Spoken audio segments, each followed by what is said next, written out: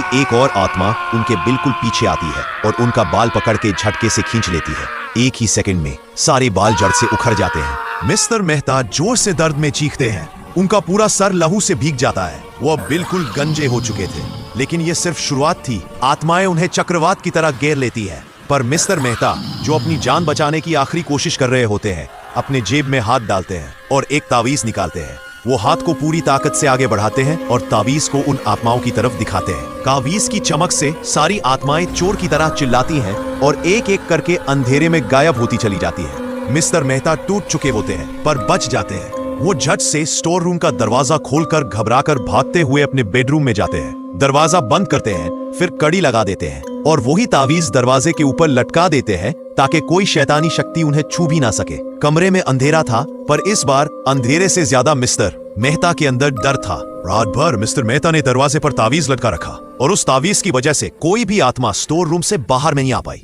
लेकिन अंधेरा सिर्फ कमरे के बाहर नहीं, घर के लोगों के सपनों में भी घुस चुका था। सुबह जब थोड़ी रोशनी कमरे में फैलती है, मिस्टर मेहता थके हुए आंखों में डर लेकर डाइनिंग टेबल पर बैठते हैं। तभी वरुण आता है। वो पहले अपने पापा का सर देख के हैरान होता है। वो पूछता रहे, आपके बाल कहाँ गए और सर पे इतने खून के निशान कैसे? मिस्टर मेहता थोड़े गमगीन होके बोलते हैं, कुछ नहीं बेटा, कल रात नींद में थोड़ा गिर गया था। वरुण बोलता है, मुझे आपको कुछ बताना है, और हल्की सी घबराहट के साथ कहता है, पापा कल रात कोई मेरे सपने में आया था। वो मुझे स्टोर रूम में चलने को बोल रहा था और कह रहा था अपना तावीज निकालो। मिस्टर मेहता का दिल एक सेकंड के लिए रुक सा जाता है। उनके हाथ का कप हिल जाता है। उनके चेहरे का रंग एकदम उठ जाता है। वो डर के कारण बोल भी नहीं पाते। फिर धीरे से वरुण का कंधा पकड़ के कहते हैं, वरुण चाहे कुछ भी हो जाए, अपना तावीज कभी मत निकालना, हमेशा हमेशा गले में ही रहने देना। वरुण उनसे पूछता है, पर पापा ऐसा क्यों? मिस्टर मेहता आंखों में आंसू दबाकर कहते हैं, बस जैसा कह रहा हूं वैसा ही करना, तावीज को मत निकालना, कभी भी नहीं। वरुण सिर हिलाकर बोलता है, ठीक है पापा, नहीं निकालूंगा। फिर वरुण को कल की बात याद आती है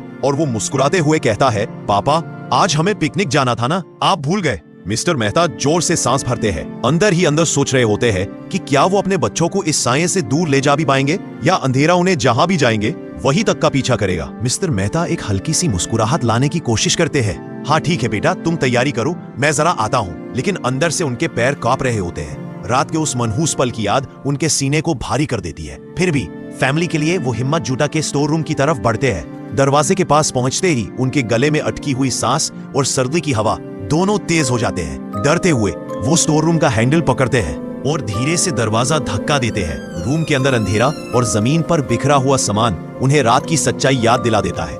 मगर हमारी स्टोरी मिस्टर मेहता खामखेत का एपिसोड 2 अपलोड हो चुका है। पूरा एपिसोड देखने के लिए नीचे लिंक पर टैप करो या हमारे चैनल पर जाकर देख लो। और अगर